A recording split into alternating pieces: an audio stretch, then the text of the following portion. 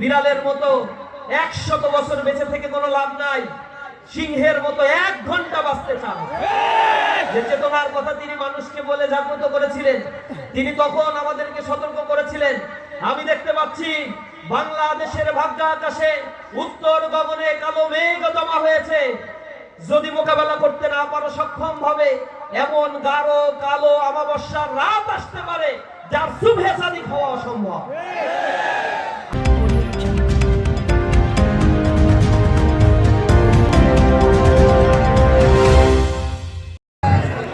বিসমিল্লাহির রহমানির রহিম। আলহামদুলিল্লাহি কাফা ওয়া সালামুন আলা ইবাদিহিল্লাযিনা ইসতাফা, আম্মা বা'দ। রব্বি ইশরাহ লি সাদরি ওয়া ইয়াসসির লি আমরি ওয়াহলুল উকদাতাম মিন লিসানি ইয়াফকাহু কওলি।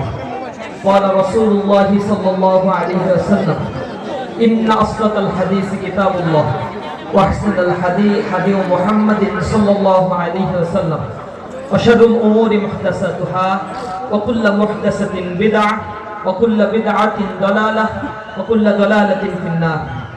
আল্লাহুম্মা ইন্নী আস্তাগফিরুকা বিইলমিক ওয়া আস্তাগফিরুকা বিকুদরাতিক ওয়া আস'আলুকা মিন ফাদলিকাল আযীম ফা ইন্নাকা তাকদিরু ওয়া লা আকদিরু ওয়া তা'লামু ওয়া লা আ'লামু ওয়া আনতা আল্লামুল গুয়ুব। মহান আল্লাহ রাব্বুল আলামিনের দরবারে লাখো কোটি শুকরিয়া আদায় করছি। পিরোজপুর যুব উন্নয়ন সোসাইটির উদ্যোগে আয়োজিত আজকের এই আন্তর্জাতিক কিরাত সম্মেলনে মহান আল্লাহ রাব্বুল আলামিন আমাদেরকে সুস্থতার সাথে সশরীরে আল্লাহ রাব্বুল আলামিনের পবিত্র কালামে পাক তেলাওয়াত শোনার জন্য এখানে আমাদেরকে একত্রিত করেছেন। এজন্য মহান মুনিবের দরবারে লাখো কোটি শুকরিয়া আদায় করি, আলহামদুলিল্লাহ। দরুদ ও সালাম পেশ করছি বিশ্ব মানবতার মুক্তির দিশারি সাইয়্যিদুল মুরসালিন খাতামুন নবিয়্যিন, সর্বকালের সর্বশ্রেষ্ঠ মহামানব হযরত মুহাম্মদ মুস্তাফা সাল্লাল্লাহু আলাইহি ওয়াসাল্লামের প্রতি। আমি সাথে সাথে স্মরণ করছি জুলাই বিপ্লবে যে সকল যোদ্ধারা সম্মুখ সারিতে থেকে তাদের রক্ত বিলিয়ে দিয়ে জমিনকে সবুজ এই জমিনকে সিক্ত করেছেন, যাদের হাত হারিয়েছে, পা হারিয়েছে, আহত পঙ্গুত্ব বরণ করেছেন, আমি তাদের কথা স্মরণ করছি। শহীদ ভাইদের জন্য আল্লাহ রাব্বুল আলামিনের কাছে জান্নাতের উচ্চ মাকাম কামনা করছি। আহত পঙ্গুত্ব বরণকারী ভাইদের জন্য আল্লাহ রাব্বুল আলামিনের কাছে উত্তম জাযা কামনা করছি। আমি স্মরণ করছি কিছুক্ষণ আগে আপনারা জেনেছেন শরীফ ওসমান হাদি, যিনি জুলাই আন্দোলনের অগ্রসেনানী ছিলেন, সেই ভাইটিকে তার নির্বাচনী প্রচারণায় তিনি ছিলেন। জুমার নামাজ পড়ে বের হওয়ার সময় তাকে শুট করা হয়েছে, গুলি করা হয়েছে। তিনি অত্যন্ত সংকটাপন্ন অবস্থায় হাসপাতালের আইসিইউতে রয়েছেন। আল্লাহ রাব্বুল আলামিনের কাছে দোয়া করি, যারা আধিপত্যবাদের বিরুদ্ধে কথা বলেছে, যারা সম্মুখে সারিতে থেকে আওয়ামী ফ্যাসিবাদের বুলেটের তোয়াক্কা না করে জীবনকে উৎসর্গ করে দেওয়ার পণ নিয়ে ময়দানে থেকেছে, যার বক্তব্য ছিল রাজনীতিবিদদের ঘরে মৃত্যুবরণ করা শোভনীয় নয়। তিনি আন্দোলন সংগ্রামে সামনে থেকে আধিপত্যবাদের বিরুদ্ধে উচ্চ কণ্ঠে বাংলাদেশের মানুষকে জাগ্রত করার জন্য চেষ্টা করেছেন। তার গায়ে আঘাত আসা মানে জুলাইয়ের যারা বিপ্লবী ছিল, যে নতুন বাংলাদেশ আমরা পেয়েছি, আমাদেরকে কথা বলতে দিত না, কোরআনের কথাগুলো এভাবে উন্মুক্ত পরিসরে আমরা বলতে পারতাম না। দীর্ঘদিন ধরে কোরআনের পাখিকে জেলখানায় বন্দী করে তিলে তিলে তাকে মৃত্যুর দিকে ঠেলে দেওয়া হয়েছে। যাদের বিপ্লবের চেতনার কারণে সামনে দাঁড়িয়ে থাকার কারণে আমরা আজকে এমন সুন্দর একটি পরিবেশ পেয়েছি, সেই ভাইয়ের জন্য দোয়া করি আল্লাহ রাব্বুল আলামিন যেন শরীফ ওসমান হাদিকে আমাদের কাছে ফেরত দেন। এই উপস্থিতি, আজ আমি খুবই আবেগ আপ্লুত। এই পিরোজপুর হচ্ছে কোরআনের পাখি আল্লামা দেওয়ার হোসেন সাইদি রাহমাহুল্লাহর স্মৃতি বিজড়িত ময়দান, যিনি কোরআনের কথা বলে সারা পৃথিবীর মানুষের ঘুম ভাঙিয়েছিলেন, জাগ্রত করেছিলেন। বাংলাদেশের শহর, নগর, বন্দর, গ্রাম অঞ্চলের প্রতিটি পাড়ায় পাড়ায় যার ওয়াজগুলো মানুষ শুনে হেদায়েত পেত, চোখের পানি ফেলত। আমার সৌভাগ্য হয়েছিল এই কোরআনের পাখির সোহবত পাওয়ার। আমি তার মাদ্রাসায় লেখাপড়া করেছি ছোটবেলা থেকেই। ছোট থেকেই এই মানুষটিকে আমরা দেখেছি। মাদ্রাসায় গেলে এত বড় আলেম হওয়ার পরেও আমাদেরকে তিনি দার্স দিতেন, কোরআনের কথা শোনাতেন, হাদিস পড়ে পড়ে আমাদেরকে শোনাতেন। বাবা মার প্রতি আমাদের দায়বদ্ধতা কেমন হবে? আমাদেরকে কোরআন কি নির্দেশনা দিয়েছে? ইসলাম একটি বিপ্লবী চেতনার নাম। সেই বিপ্লবী চেতনাগুলো তিনি আমাদেরকে শোনাতেন, আমাদের ঘুমকে ভাঙানোর জন্য তিনি চেষ্টা করতেন। তাকে অনেকবার হত্যা করার চক্রান্ত করা হয়েছিল। তিনি দীপ্ত কণ্ঠে বারবার একটা কথা বলতেন, বিড়ালের মতো 100 বছর বেঁচে থেকে কোনো লাভ নাই, সিংহের মতো 1 ঘন্টা বাঁচতে চান। যে চেতনার কথা তিনি মানুষকে বলে জাগ্রত করেছিলেন, তিনি তখন আমাদেরকে সতর্ক করেছিলেন। আমি দেখতে পাচ্ছি বাংলাদেশের ভাগ্য আকাশে উত্তর গগনে কালো মেঘ জমা হয়েছে। যদি মোকাবেলা করতে না পারো সক্ষম ভাবে, এমন গাঢ় কালো অমাবস্যার রাত আসতে পারে যার সুবহে সাদিক হওয়া অসম্ভব। আমরা দেখেছি কোরআনের এই পাঠির কথাগুলো সবকিছু ময়দানে ফলেছে। তিনি বলেছিলেন, যারা এই আধিপত্যবাদের করাল গ্রাসে দেশকে নিমজ্জিত করে ফেলেছে, তাদের মামু বাড়ি দিল্লি তারা গিয়ে পৌঁছাবে। মৌলবাদের বিরুদ্ধে যারা কথা বলে, তারা যদি একবার গাছের গোড়া ধরে নাড়া দেয়, মামু বাড়ি দিল্লি গিয়ে পালাইছে কিনা? আল্লাহ রাব্বুল আলামিন এই মানুষটার মধ্যে একজন মুজাদ্দিদ ছিলেন। এই মানুষটার মধ্যে আল্লাহ রাব্বুল আলামিন যে গুণাবলী, কোরআনের কারণে যে মর্যাদা আল্লাহ রাব্বুল আলামিন বাড়িয়ে দিয়েছেন, অবিস্মরণীয়। তিনি জেলখানায় বসেও, আমি জেলখানার মানুষদের কাছে শুনতাম, তিনি জেলখানায় বসেও কাপড় পরিপাটি করে আতর দিয়ে সুরমা দিয়ে এরপরে কাপড় পরতেন। আশেপাশের মানুষেরা তাকে বলতো, জেলখানায় আমরা যখন ছিলাম তখন একটা গেঞ্জি পরে থাকতাম, জামা কাপড় কুচকানো, এখানে আয়রন করার কোনো সুযোগ নাই। জেলখানায় কে দেখতে আসে? সারাক্ষণ লুঙ্গি পরে রাফ ড্রেসে থাকতাম। কিন্তু আল্লামা দেলোয়ার হোসেন সাইদির কথা শুনতাম, তিনি এই সব ড্রেসে থাকতেন না। তিনি সব সময় পরিপাটি, সুশ্রী, সুন্দরভাবে জামা গোছানো থাকতো। তিনি আল্লাহ রাব্বুল আলামিনের সামনে যেহেতু প্রতিদিন 5 বার হাজিরা দেন, এই কারণে পরিচ্ছন্ন ড্রেসে আল্লাহ রাব্বুল আলামিনের সামনে দণ্ডায়মান হওয়ার একটা মানসিকতা, একটা মানে আল্লাহ রাসূল যেটা বলেছেন যে ইন্নাল্লাহা জামিল ইউহিব্বুল জামাল, আল্লাহ রাব্বুল আলামিন সুন্দর এবং তিনি সৌন্দর্যকে পছন্দ করেন। আল্লাহ রাব্বুল আলামিনের এই সৌন্দর্যকে তিনিও আসলে পছন্দ করতেন। তার নিজেকে পরিপাটি করে ওই জেলখানার অন্ধকার প্রকোষ্ঠে বছরের পর বছর থেকেছেন, কিন্তু সুন্নাতের পাবন্দী ছিলেন, সুন্নাতের উপরে তিনি আমল করেছেন শতবার। আমরা এই মুজাহিদের জন্য দোয়া করি, আল্লাহ রাব্বুল আলামিন যেন এই মুজাহিদকে জান্নাতের মেহমান হিসেবে কবুল করে নেন। তার রেখে যাওয়া যে আন্দোলন, এই কোরআন মানুষের কাছে যেন আমরা পৌঁছে দিতে পারি। রাসূল করিম সাল্লাল্লাহু আলাইহি ওয়াসাল্লাম বলেছেন, ইন্না আসদাকাল হাদিসি কিতাবুল্লাহ ওয়া আহসানাল হাদি হাদি মুহাম্মাদিন সাল্লাল্লাহু আলাইহি ওয়াসাল্লাম। নিঃসন্দেহে সর্বোত্তম বক্তব্য, সর্বোত্তম কথা হচ্ছে পবিত্র কালামে পাকের কথা। আর সবচেয়ে উত্তম বাক্য হচ্ছে আমি মুহাম্মদ সাল্লাল্লাহু আলাইহি ওয়াসাল্লাম যা তোমাদের কাছে বলি, মা আতাকুমুর রাসূল ফাখুযু ওয়া মা নাহাকুম আনহু ফান্তাহু, যা তোমাদের কাছে মুহাম্মদ সাল্লাল্লাহু আলাইহি ওয়াসাল্লাম নিয়ে এসেছে সেগুলো তোমরা গ্রহণ করো, যা থেকে তোমাদেরকে বিরত থাকতে বলা হয়েছে তা থেকে তোমরা বিরত থাকো। যদি এটা না করো, শুধু কোরআন তেলাওয়াত করে চোখের পানি ফেলে এরপরে এখান থেকে গিয়ে নামাজ বাদ, এরপরে ইসলামের দিকে মানুষকে আহ্বান করা বাদ, অন্যান্য ফরজ ওয়াজিব নফলগুলো বাদ দিয়ে শুধুমাত্র কোরআন তেলাওয়াত কখনো কোনো মানুষের মুক্তি দিতে পারে না। কোরআন এ কারণেই এসেছে, লিতুখরিজান নাসা মিনাজ যুলুমাতি ইলান নূর, যাতে এই কোরআনের মাধ্যমে মানুষকে ঘোরতর তমানিসার অন্ধকার থেকে এক আলো উদ্ভাবিত সমাজ ব্যবস্থার দিকে এই মানুষকে যাতে নিয়ে আসা যায়, এ কারণেই আল্লাহ রাব্বুল আলামিন কোরআনকে নাযিল করেছেন। এই কোরআন হচ্ছে এমন কিতাব যেটা সূরা বাকারার মধ্যে আল্লাহ রাব্বুল আলামিন বলেছেন, যালিকাল কিতাবু লা রাইবা ফি, এটা এমন একটা কিতাব যার মধ্যে বিন্দু মাত্র কোনো সন্দেহের রেশ মাত্র নাই। এই কোরআন যখন মানুষের কাছে নাযিল করা হলো, রাসূল করিম সাল্লাল্লাহু আলাইহি সাল্লাম তাদেরকে কোরআন তেলাওয়াত করে করে শোনাতেন, তখন কাফের মুশরিকদের গাত্রদাহ শুরু হয়ে যেত।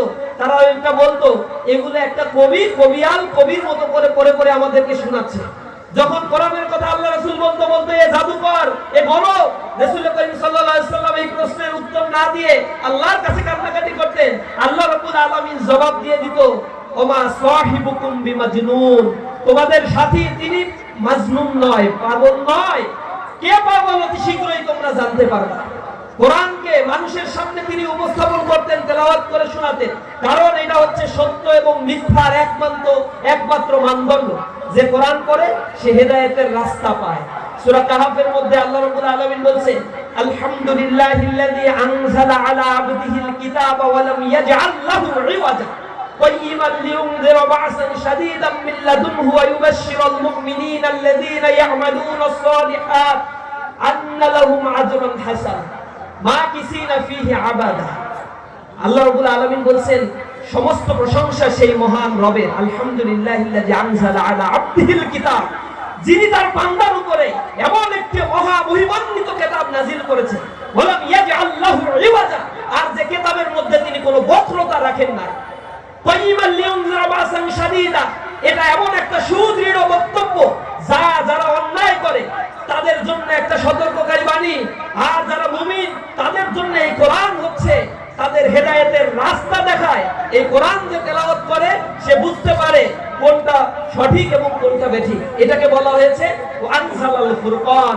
আল্লাহ রাব্বুল আলামিন একটা নীতির মানদণ্ড এখানে নাযিল করে দিয়েছেন যার মধ্য দিয়ে তুমি বুঝতে পারবা কোনটা তোমার জন্য হক আর কোনটা তোমার জন্য বাতিল কোরআন শরীফের মধ্যে আল্লাহ রাব্বুল আলামিন সূরা ইয়াসিনের মধ্যে এই কথা আমাদেরকে বারবার বলেছেন ইয়াসিন ওয়াল কুরআনিল হাকীম ইন্নাকা লামিনাল মুরসালিন আলা সিরাতিল মুস্তাকিম তানজিলাল আজিজির রহিম লিতুনজিরা কওমান মা উনজিরা আবাউহুম ওয়া হুম গাফিলুন এটা এমন একটা কিতাব যে কিতাব তোমাকে এই কারণে নাযিল করা হয়েছে যাতে তুমি এই কিতাব পড়ে পড়ে তাদেরকে সতর্ক করতে পারো যার বাপ দাদাদেরকে সতর্ক করা হয় নাই আর এই কারণেই তারা গাফিলতির মধ্যে ডুবেছিল সুতরাং এই কিতাব তাদেরকে পড়ে পড়ে শোনাও এটা হচ্ছে বিজ্ঞানে ভরপুর একটা কিতাব যে কিতাবের মধ্যে কেউ কখনো কোনো চ্যালেঞ্জ করতে পারে নাই যারা চ্যালেঞ্জ করেছে তারা লেজ গুটিয়ে পালাতে বাধ্য হয়েছে কাফেরদের একটা অংশ কোরআনকে চ্যালেঞ্জ করতে কোরআনকে চ্যালেঞ্জ করে এরপরে বলতো এরকম আয়াত তো আমরাও বানাইতে পারি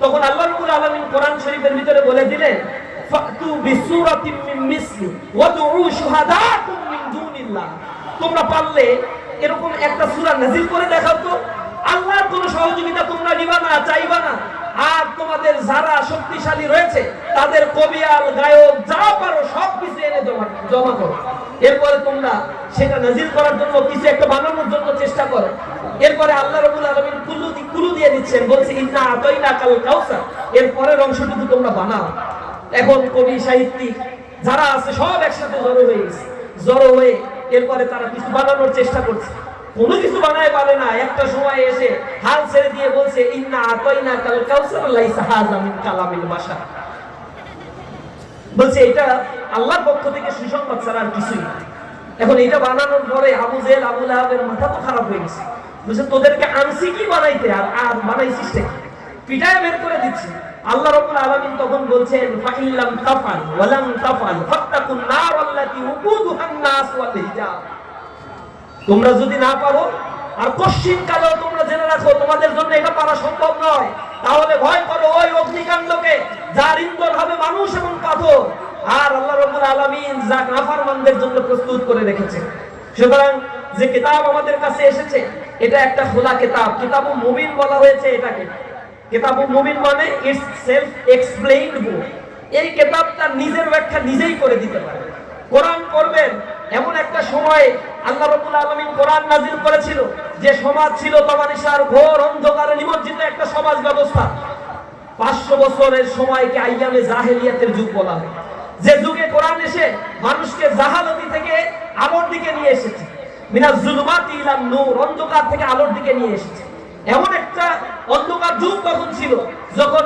মানুষেরা হক কথা বলতে ভয় পেত এবং খারাপ কাজগুলোকে তারা ভালো মনে করতো ঐতিহাসিক হিস্ট্রি বলছেন মানুষ তখন যে ভালো কাজগুলো ছিল এগুলোকে আমরা এখন যা ভালো কাজ মনে করি সেগুলোকে তারা খারাপ মনে করতো আর আমরা যেগুলোকে এখন খারাপ কাজ মনে করি এগুলাই তাদের সমাজে প্রচলিত ছিল বহু বিবাহ করা নারীদের সামাজিক কোনো মর্যাদা না থাকা দাস শ্রেণীর মর্যাদা ছিল না সেখানে এরপরে মাদকাসক্ত হয়ে তারা যৌনাচারে লিপ্ত হতো মদ তাদের নিত্য নৈমিত্তিক ব্যাপার ছিল সুদ ঘুষ জেনা ব্যভিচারে পাপাচারে লিপ্ত একটা সমাজ ব্যবস্থা ছিল একটা উটের পানি খাওয়া নিয়ে দুই গোত্রের মধ্যে 40 বছর ধরে যুদ্ধ বিগ্রহ লেগে থাকতো পেশি শক্তি দেখাতে গিয়ে মানুষে খুনোখুনি তৈরি হতো এমন একটা পরিবেশ যখন চলছিল মানুষের মধ্যে কোনো শান্তি ছিল না তখন কোরআন নাযিল করা হয়েছে কোরআন যখন এসেছে তখন কোরআন মানুষকে শিখিয়েছে এটা হচ্ছে মানবিক মর্যাদা এটা হচ্ছে তোমার পিতামাতার প্রতি দায়বদ্ধতা এটা হচ্ছে সন্তান হিসেবে তোমার কাজ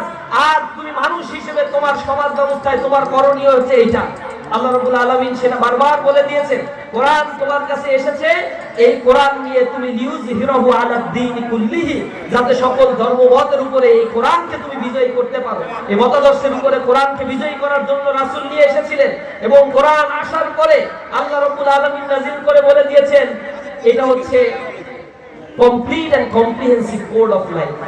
আল্লাহ বলছেন আল ইয়াউমা আকমালতু লাকুম দীনাকুম ওয়া আতমামতু আলাইকুম নি'মাতি ওয়া রাদিতু লাকুমুল ইসলাম দীনা। আজকে আমি তোমাদের জন্য এটাকে পরিপূর্ণ একটা জীবন বিধান হিসেবে দিয়ে দিলাম। মানুষের জীবনে যা করতে হবে সবকিছু এই কোরআনের মধ্যে আছে। কোরআনটা শুধুমাত্র আসমানের উপরে আর মাটির নিচের জন্য নাজিল হয় নাই। কোরআন দিয়ে সমাজ ব্যবস্থা, রাষ্ট্র ব্যবস্থা, অর্থ ব্যবস্থা, আপনার ব্যক্তি জীবন, পারিবারিক জীবন সবকিছু কোরআন দ্বারা নিয়ন্ত্রিত হবে। ইসলাম এমন একটা জীবন বিধান যেটাকে কোনো সো-কল্ড রিলিজিয়ান বলা হয় না।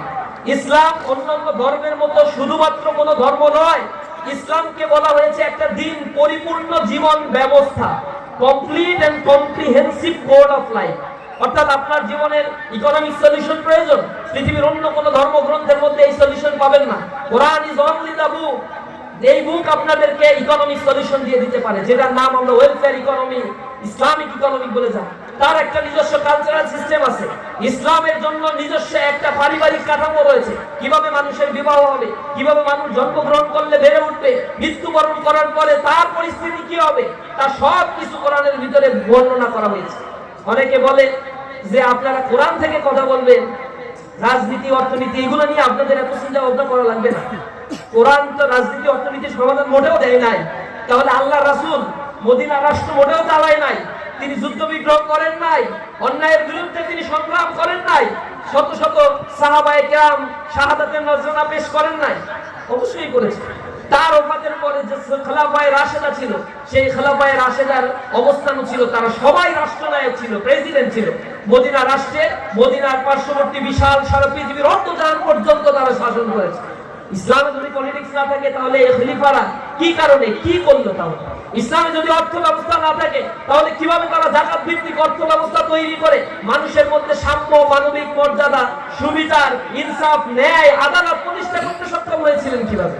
কোরআন যখন মানুষের কাছ থেকে চলে গিয়েছে তখন পৃথিবীতে রাহাজানি, খুন খারাপি এগুলো দিনের পর দিন বেড়ে গিয়েছে। 20 শতাব্দীতে হিসেব করে দেখবেন কোরআনের আইন পৃথিবীতে না থাকার কারণে সভ্যতার কথা বলে সভ্যতার ধ্বজাধারীরা এই পৃথিবীতে যে অনাবক পরিস্থিতি সৃষ্টি করেছে। 20 শতাব্দীতে এই পৃথিবীতে অন্তত 13টা জেনোসাইড সংঘটিত হয়েছে, যে জেনোসাইড গুলোতে লক্ষ কোটি কোটি বনি আদম মারা গিয়েছে। তারা বলে ধর্ম নিরপেক্ষতা, এগুলোর কথা বলে, এটা তো একটা পক্ষ। ওই পক্ষের কাজ হচ্ছে ইসলামকে আঘাত করা, কোরআনকে আঘাত করা, সেগুলো তারা করেছে।